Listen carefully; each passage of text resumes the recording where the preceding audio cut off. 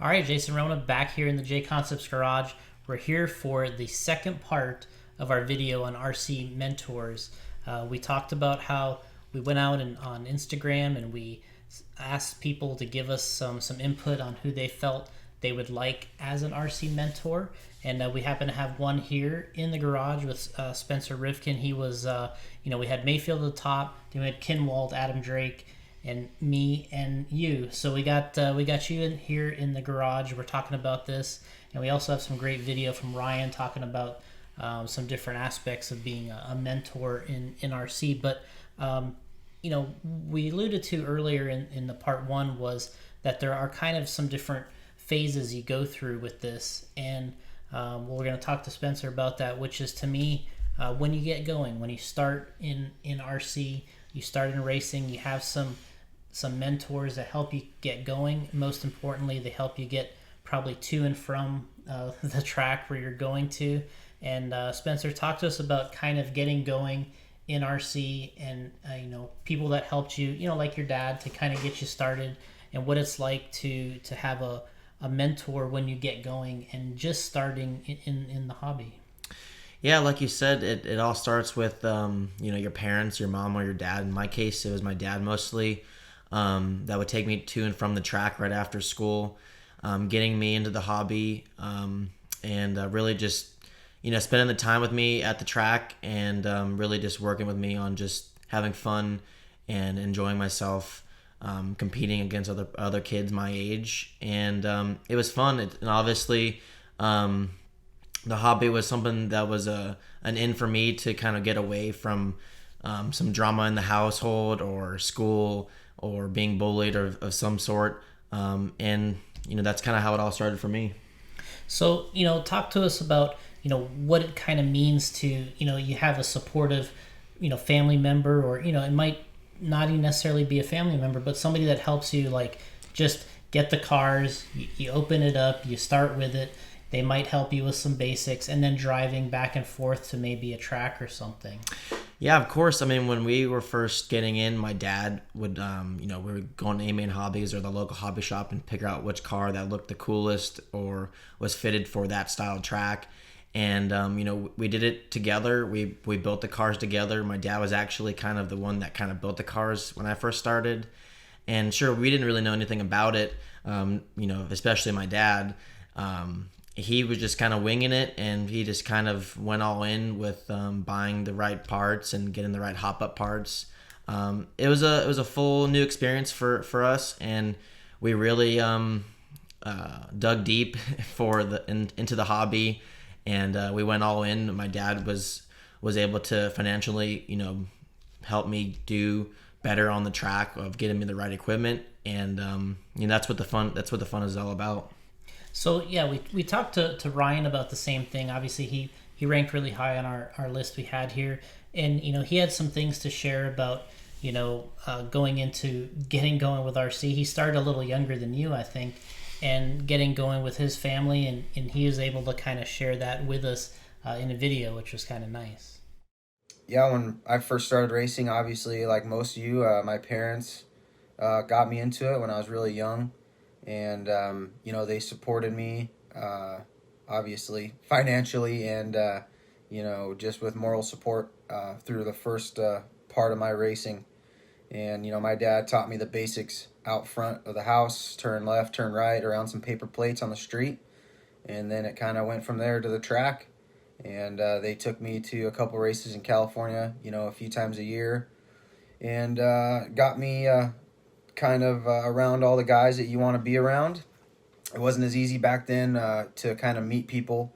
There wasn't social media and all that stuff, so you had to actually meet these guys face to face, guys like Mike Reedy and all the team managers back then, and all the pro drivers like Brian Kinwald, Mark Pavidis, all the big names. So that was really cool to be a young kid, seeing all those guys. Like I said, the accessibility now is a lot better than it was, so that was big. My parents knew that they wanted to kind of get around the fast guys and see where I stacked up, and I didn't stack up very good there for a while, but it eventually turned into something cool. So obviously a lot of thanks and praise go to my parents for that. And then From there, guys like Brent Thelke, before he was team manager at Team Associated, he lived in Arizona, and we raced together on a weekly basis. And he, at first, I think he kind of saw me as a young kid that was, going to beat him. But then eventually he started mentoring me and taking me to races,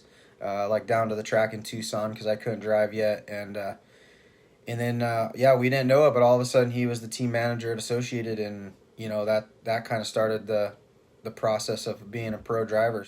All right, so with Ryan's video, he explained, how his dad kind of helped him with the paper plates in the driveway and the street, and he basically made him drive around these plates and stuff. So it's a really kind of a cool story how he, was helped so much kind of getting going, and they said, hey, once you can get around all this stuff, then, like he said, he can get going. But was there a point for you where your dad was kind of giving you like a goal to kind of get going and to say, hey, if you can do this, then we can go a little bit further? Yeah, it was actually exactly a very similar story of what you said about Ryan's dad.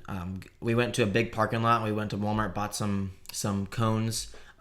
We would go to a huge parking lot, set the cones out pretty far away for, to get, your depth perception of how you can go in and out weaving through the cones. And once I started to get the hang of that was really what kind of inspired us to like, man, you're not doing that bad. Let's maybe go to the track and maybe, have those more variables with the jumps and the turns and having other cars in the same style, track area. So that was what really started it for me, was just kind of practicing on the street, and going underneath cars and, just doing, what it was all about, just playing around in the streets.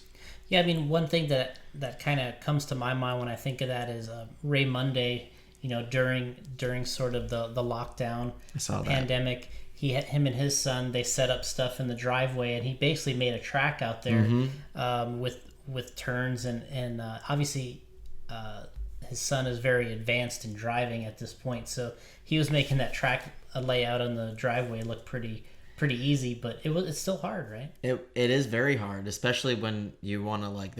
In their case, they were timing it. They are advanced racers, so. But it was very cool to see. It kind of brought back some memories of what I had with my dad, and just sharpening your skills, or just keeping them sharp. It helps. Anything like that helps. So to me, kind of moving on from there, the next step to me is now you're kind of getting to the track. You kind of went through that beginning moments with sort of your, the entry level mentor of getting you there, getting the stuff built. Then you're starting to move a little bit forward, and you start to get, help from other people that tell you, all right, well, this is really the right way to build a shock, or this is really the right way to build your diff. When you build your car, you should make sure the suspension is free, and kind of the basics, the ins and outs of building an actual car for competition. So, tell us about, maybe somebody that helped you in that area of kind of getting the cars built the right way. Yeah, when I started getting a little bit more involved, becoming from a beginner to a semi-amateur, Jeff Hellmuth was a big person that helped me a bunch. Initially, at the time I was running a low C22 rear motor car. That was my first kind of pro car that I got, and I kind of struggled a bunch. There wasn't that many low C guys at the track that was willing to help me, let alone help a little kid running around like a rugrat. But Jeff was actually always telling us, if you buy an Associated B4, I'll take you and we'll build this together at the track. And eventually my dad was like, all right, let's build a car up. And he walked me through on how to build the shocks, how to build the diff, fine tuning with the shimming. You make sure everything was free, with the suspension, and just really showing me the ins and outs of what it took to become more of an advanced racer, and what was important, and showed me what wasn't important, and really kind of led me down a path that ultimately was a much more clear path of showing me what I needed to do to better myself on the track. And we built the car up. I ran that first weekend of club racing, and I ended up like beating all the mod guys that were running the Losi car. And it was actually an awesome experience, and I'm definitely someone that I'll thank for the rest of my life. And during that time too, you started to get a little better. The results started to come, like the Cactus Classic. You started to do some stuff in, I think it was 13.5 buggy at the time, and you started getting a little bit further along, and then sort of Mayfield entered the picture, and he started helping you maybe further along with adding a little bit of more pro technique to maybe doing some of the car maintenance, the look, the build. I know he went through with you a little bit on the paint job, and that's all important along the way. And so talk to us about kind of that next evolution of getting some help there. Yeah, it was really funny. I didn't really hear the story until recently, but Jeff actually, once he kind of took me under his wing, and he eventually told Mayfield, all right, this is all I can do for this kid. We need to upgrade him to a better mentor. And Mayfield was like, all right, well, let's see what this kid's got. And we ended up going to the old SRS outdoor, and he's like, all right, take your car, go out there and drive it. So I went out there and drove the car, and he was standing underneath the driver's stand, and he was kind of watching how I was like holding the remote, and he was like, are you taking your thumb off the steering wheel? And he's like, he heard like the doing coming back, like recentering it, and it all started there with just holding the remote right in your hand. But yeah, I mean, other than that, he really took me under his wing, a big amount of just, getting the pieces to the puzzle a little bit more organized, and really laying it out of really what kind of steps that he's experienced over his career, whether it's, getting the body paint job right, maybe, going further into detail with car setup, and just really telling me, just focus on driving and not overthinking it. Was something that he always kind of pushed for me, and really just practicing, with him, being around him. He always kind of pushed to make his peers better. There's just a lot of stuff that added up that his presence brings out to the other people of what it took to become a better driver.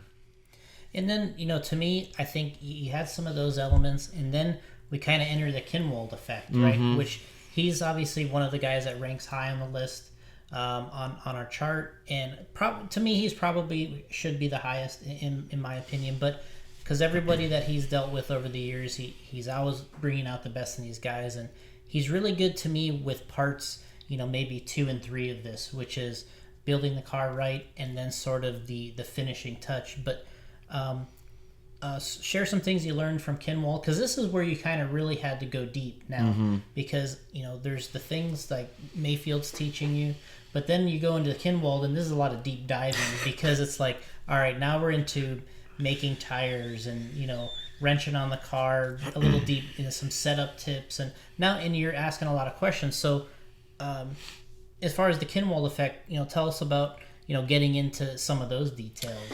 Yeah, I mean, kind of going through the Mayfield stages of things, and when seeing Kinwald at the track, given that his legacy is, really big in our industry, of just the tinkering, fine details, and just tire prep.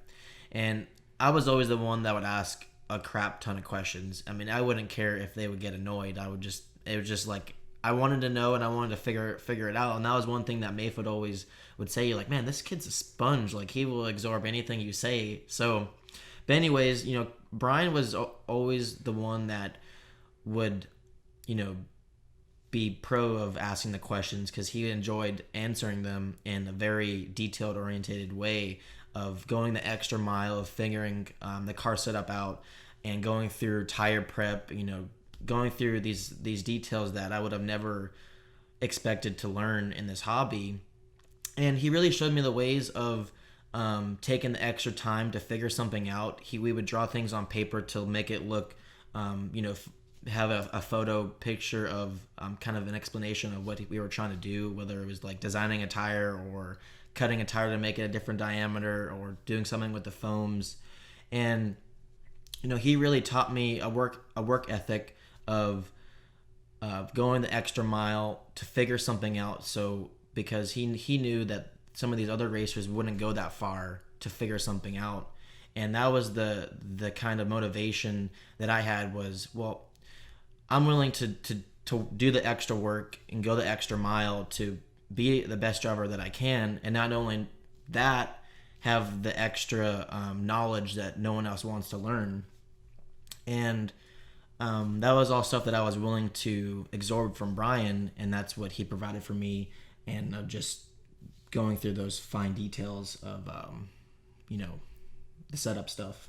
And then talking to Ryan, of course, he talked about sort of the step 2 for him was, he kind of got with, in the 10 scale category, Brent helped him a lot in those early days, kind of got him his first pro driving gig, but then on top of that, he was helping him kind of get the car set up, how it should be built right, and learned a lot of those little things from Brent. And then when he started racing Nitro, Richard was really helpful there. And he talks about that in the next part of our video that he was able to give to us, and I think he explains it really well, dealing with sort of that second part of the evolution of the mentor.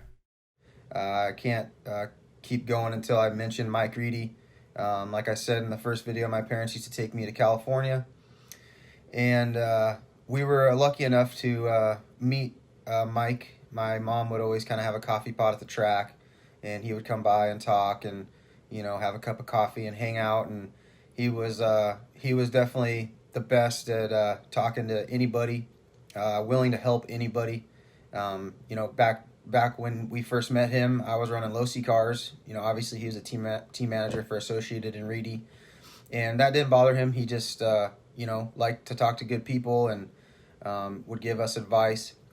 And then when it came to, being that time to maybe consider being sponsored, Losi gave me an offer first before Mike kind of got a chance to, and he told us to go with Losi because that was the cars that I was, doing well with. So, which was pretty cool, pretty class act of him.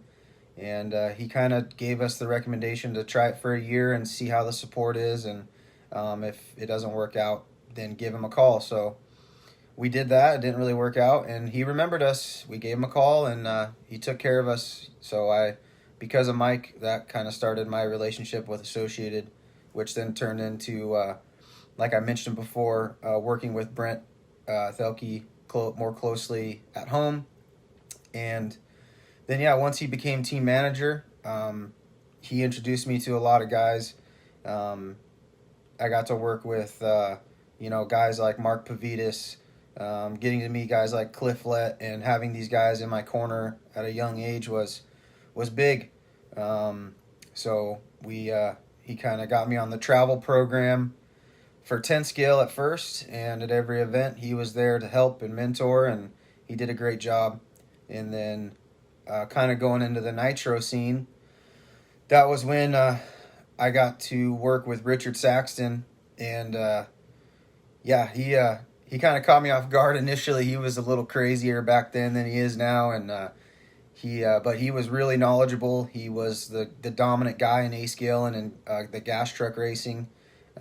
So he taught me a lot. I still use some tips and tricks that I learned from him to this day, and so he definitely helped, propel my Nitro career in the right direction. And even back then when we were running that old Thunder Tiger car that most of you guys have never seen, that thing was, let's just say, difficult to make fast. And with his help, we went to my first national championship A-scale race, and I ended up winning it, because of his knowledge and his help and support. And of course, a buddy of mine, Jake Thayer, was there working on the car. So I've been lucky to have a lot of good people in my corner, and so it's been a good career, and I'm happy to be able to keep continuing this and passing along information when I can to younger guys. All right, so Ryan kind of broke it down there for us in his version of the part 2. Spencer talked about the guys that kind of helped him in that area, and so important mechanically going over these cars, making sure it's correct, and then getting the most out of the equipment, finishing races in Nitro. Obviously, that's a big thing. And Richard's another guy that helps you as well in that category. And then to me, a guy that's really sticks out in that area too is I talked about in part 1 of the video, which was like a guy like Paul Wynne, who really likes to build his cars a certain way. And I think that's where he's really good with working with some of these guys is, hey, if you're going to build this wrong, if you're not going to work on it, you're not going to get anything out of it. Yeah. And, you can see we even raced with him this weekend. And, he was hammering on the guys, make sure this is right, change this, we need to do that. And, you were there for that. And pretty good info coming from the pits just at a race like a Super Cup for us.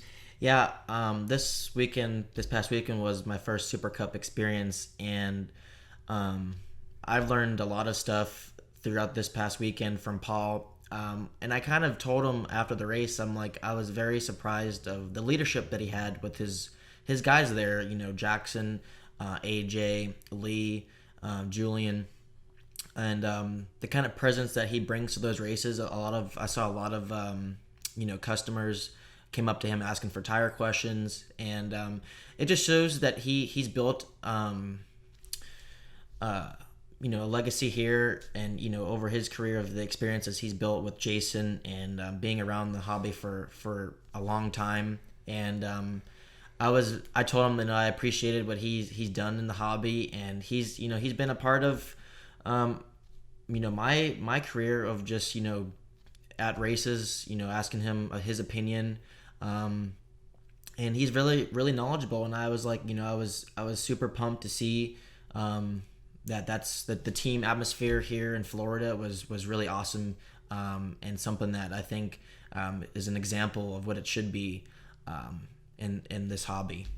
So kind of moving on to me, which kind of involves for me is kind of the finishing touch, which is once you have the basics down, once you can get these cars dialed in and you can build it correctly, now it's about what you can do with it on the track.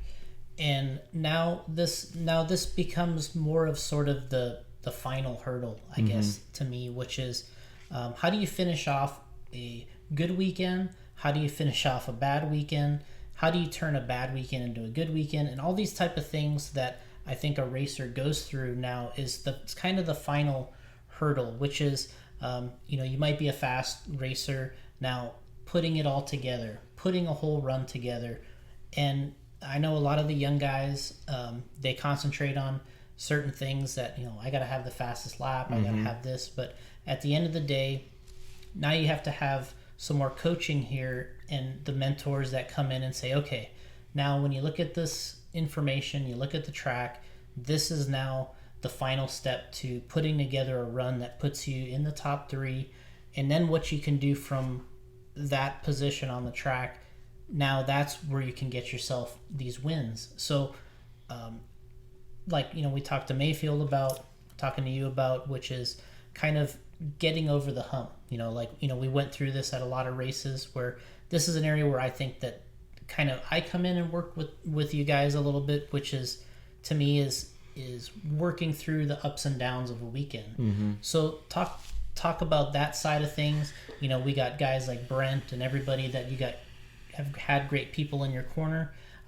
Explain sort of that process of finishing off a good or a bad weekend.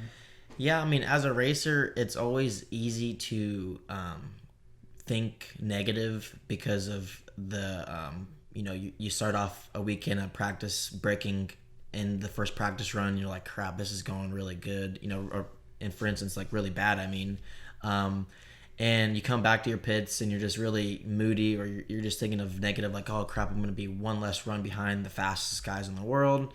But the guys like, especially you, Jason, and Brent, you guys, I feel, that have a positive energy of looking at it as a trying to make it as a positive, and really look at the big picture. Like, hey, look, the weekend just started. There's still a lot of practice left and a lot of qualifiers to make up what you just missed. And it's the same for everyone. And I think it's something that I've learned from working with you, Jason, and Brent, is just really looking at the big picture. And it's easy for a driver to really go off the wrong path because they're always trying to, have the fastest lap, try to have the fastest 3 laps, or ultimately, they're trying to be the fastest person every single time, but realistically that's just not always possible, and you have to have these realistic expectations. This is what Jason and Brents do at these races, and they break down the things that you don't normally see as a driver and look at it more as a coaching aspect of breaking down. Look, you actually had a good run. You were one mistake away from TQing the round, and without that, you would have been right there. But as a driver, you would have looked at it as, man, I just blew out, and my stuff's not that good. But if you look at the data, which is what Jason and Brent do, it's like, look, you're like right there. If not, you're the fastest guy. And what ultimately is nice is you get the calm aspect from these guys. It gets really, you have those emotional roller coasters at the track as a racer, and you can easily just get lost in all that. And it keeps, these guys keep our heads on straight and really kind of keep you on track to be successful through the whole weekend and to really look at the bigger picture. Yeah, I mean, to me, that's one of the things that I like about going to the events and going to the races is it's about responding to these different pressures that people have and expectations. Sometimes you come in as the favorite, sometimes you're not the favorite, and being able to kind of level out these things and make sure that you can get the most out of what you're able to do. You can't really do what somebody else can do. What you can do is your best, and that is what you got to be able to maximize on a weekend. So those are the things that we concentrate on, and I think over the years you've obviously had some good people out there in your corner, and even these are times when the parents can almost come back into it and say, all right, now you did good out there, when you're kind of like, oh, that wasn't all that great, and then they get the parents coming in a little bit and said, oh, you're still the best, go for it. And that's kind of an opportunity for the parents to kind of get back in there and kind of give some words of advice, right? Yeah, my dad's always, my mom and dad, my whole family and my uncle as well, are always, being positive about no matter where I finish and whatever happens throughout the weekend. It's always like, look, you had a bad run, or, you're still a great driver. You just had a little mistake here, or you had some bad luck. And they always, as a parent, that's something that you do, which I'm not a parent, but that's what I see from my dad, or looking at other father and son racing teams out there. And it's awesome to see. I mean, this is a hobby at the end of the day, and we all want to enjoy it and do the best we all can and strive to be a better person and driver every time we hit the track. And that's something that Jason and Brent and my whole crew that's helped me get to where I am have done, of just striving to be a better racer in person every time that I'm at the track. Yeah, and obviously this is something we talked to Ryan about, is kind of doing the finishing touches. Obviously when you have the talent, you have the speed, you have it all together, and then you get in those moments when the moment becomes so big that you have to slow it back down again and say, okay, let's not rush into this. Let's not rush into any decisions. Let's do what we can do to make this the right call right now. And you go out and you lay it on the line, right? And see and see what happens. And if it works out, great. But if not, you have to learn something from it. You can't dwell on it, and then you have to move on to the next one. And I think a lot of these guys that are so good at things, they have a really short memory about some of that stuff. And it's like, in the moment, it's the biggest deal. But I think 20, 30 minutes later, you have to be like, okay, I'm on to the next race. Yeah. So maybe talk about that side of it a little bit, because, there's just that ultimate excitement if you win. And you're really pumped up, but if you have a bad result, talk about trying to get over it a little bit, and how it's like to move on to the next one. Yeah, I mean, what we've talked about before is for instance, picking the right tires for the track conditions, and that's something that I always kind of like, having a confirmation of I'm gonna run these green reflexes for the natural buggy main. What do you think, Jason? He would give his input. And ultimately, it comes down to my decision if I want to go with that route. And at the end of the day, you just have to live and die with your decisions and leave it all out on the line. And that's something that people kind of don't really think about. Is it's like, look, if you give it your all and not give give any sort of slack out on the track. That's the best you can do. But on the driver's standpoint, you're probably thinking, this is everything at the moment. And if it doesn't work out, you feel like you just let the whole world down, or yourself or your sponsors or your family. But at the end of the day, it's just one race. I've learned to take a negative and turn it into a positive, of whether it's decision making, a driver error, or even a simple mistake that I didn't, mechanic failures. And you have to look at it and take it in as a positive. And typically, if something doesn't go my way on the track, the first thing that I try to think of is definitely not an excuse. Is like, I left it all on the line. That's the best I can do, and we'll try to do my best the next time I'm on the track. And when I'm on the track, I feel like I'm so focused, but when I'm off the track, my brain's going 1,000 miles an hour.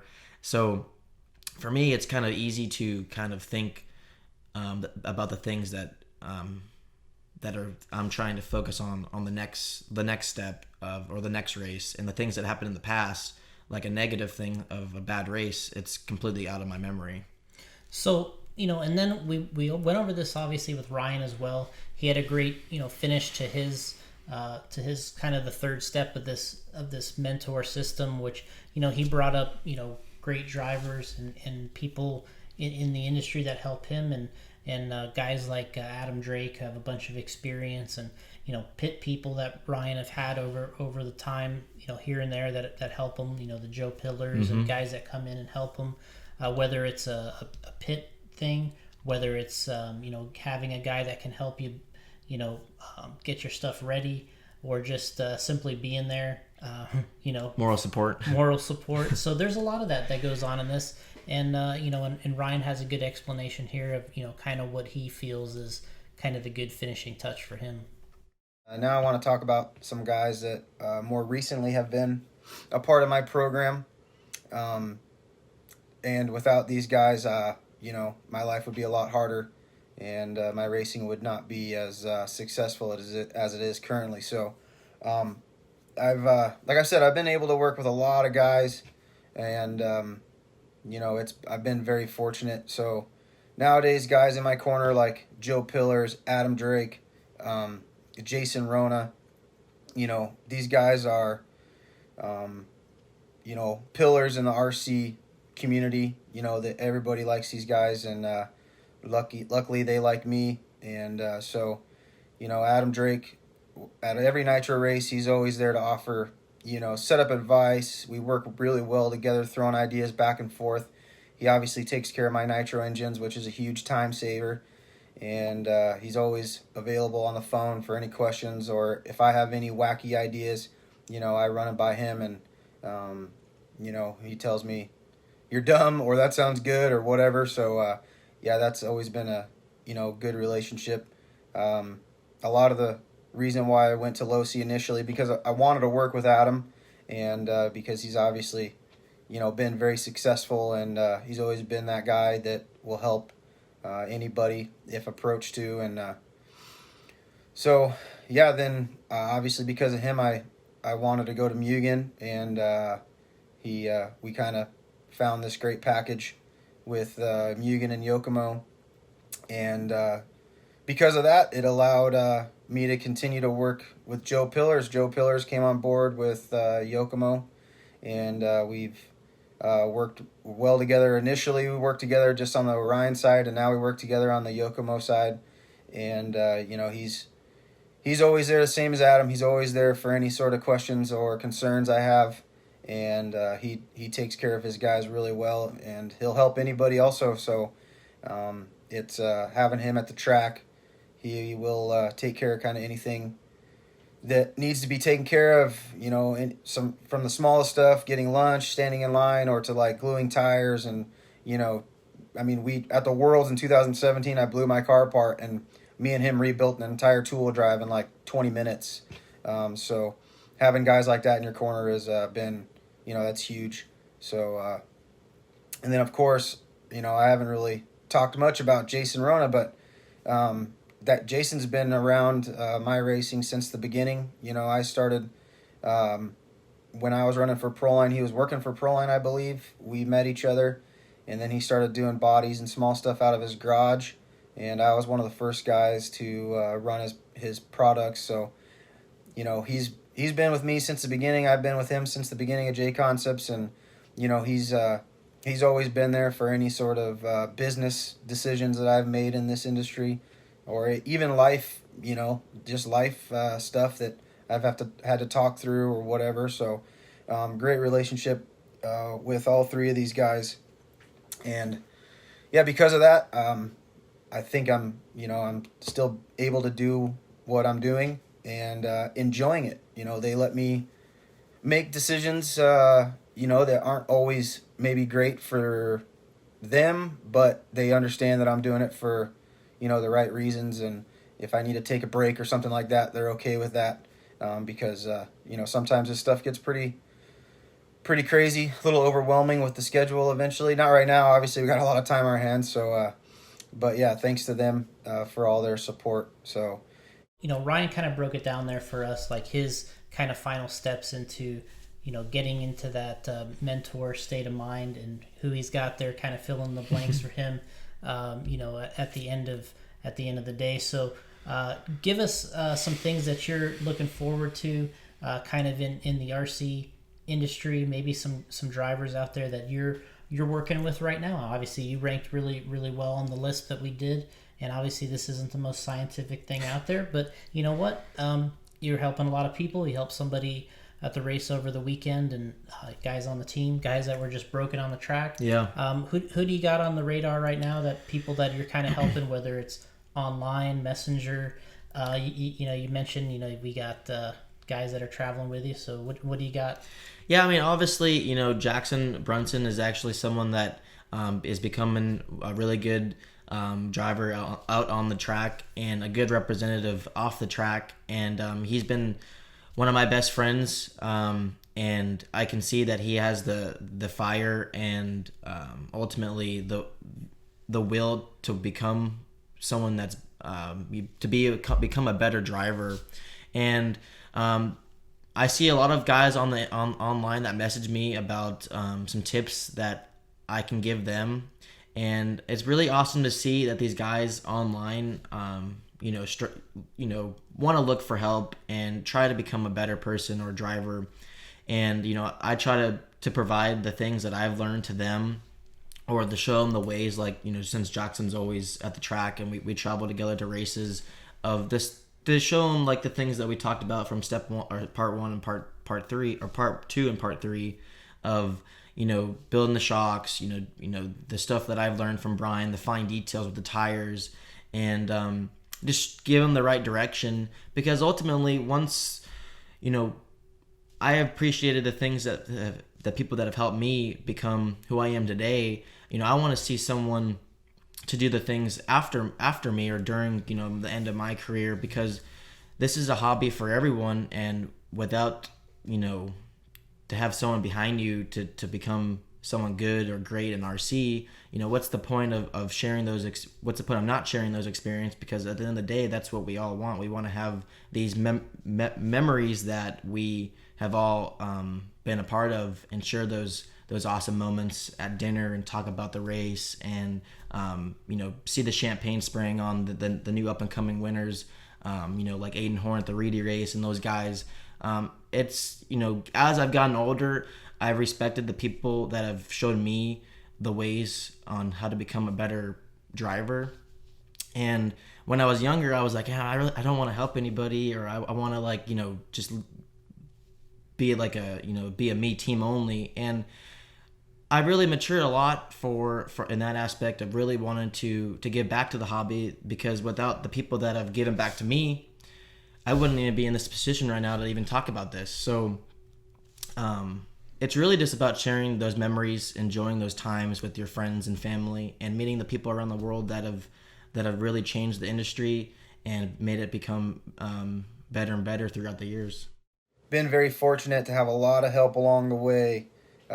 Just like most of the pro guys, there's always a lot of people in these guys' corners. So I've learned from a lot of these guys that have helped me, and they weren't worried about they maybe were worried about it initially, getting beat by a younger kid, but they knew that it was eventually going to happen. So why not be the guy that helps them get there? So that because of that, I've learned that if you help the younger generation, it honestly keeps you more relevant in the industry for a lot longer.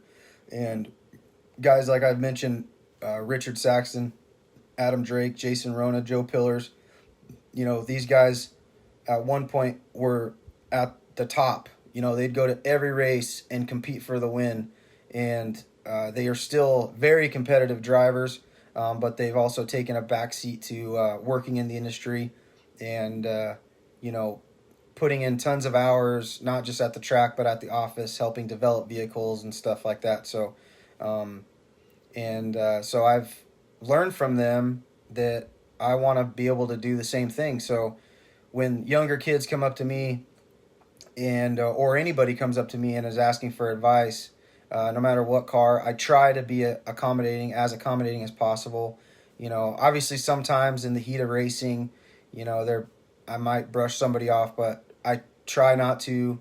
And if I have done that to anybody, sorry, but it's, I've tried to, if I do that, I try to go back and find that guy and, help them with whatever questions they may have. So yeah, it's been cool in Arizona. We've had a lot of young kids in the last couple years, or I guess it's been a little longer than that because they're all getting pretty old. But like Tanner Denny, Spencer Rifkin, Tommy Hines, Tanner Stees, a lot of fast kids have came up from just club racers to the pro level.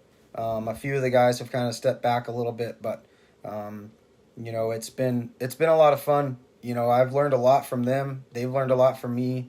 We're still all good friends. We go, Tanner and Spencer and I, and Tanner Stees, we go racing together still, just for weekend events or national championships or whatever it is. And so, yeah, I feel fortunate that they've kind of let me help them, and it's been a good relationship. And obviously Spencer's kind of gone, and he was a world champion even before me. So that wasn't because of anything I did. That was him, his just will to work and put in the time and effort. And if I had a little bit of knowledge to throw at him, he would listen. So, but now we work together, even though we're not on the same team, we still kind of work together. And same with Tanner Denny, we are on the same team. We go run and have fun, race RC cars, and yeah, they keep it. They keep me feeling young in the RC game for sure, and it's been fun. So, all right, Spencer. Well, thanks. A lot of good input here. Thanks to obviously Spencer, Ryan for kind of dropping in some knowledge here with us via the videos, and I think it's just a good opportunity for everyone to kind of sit back and watch a couple of these part 1 and part 2 of this video to really kind of see what this is all about and how to improve. And obviously if you see something out there, you see a great mentor, you see somebody that you want to give a shout out to, throw it down in the comments. And thanks again, and remember to if you like this video, give us a like, subscribe, ring the bell. Yep. Right, Spencer? Exactly. That's do the it ticket. all. And we'll see you again next time.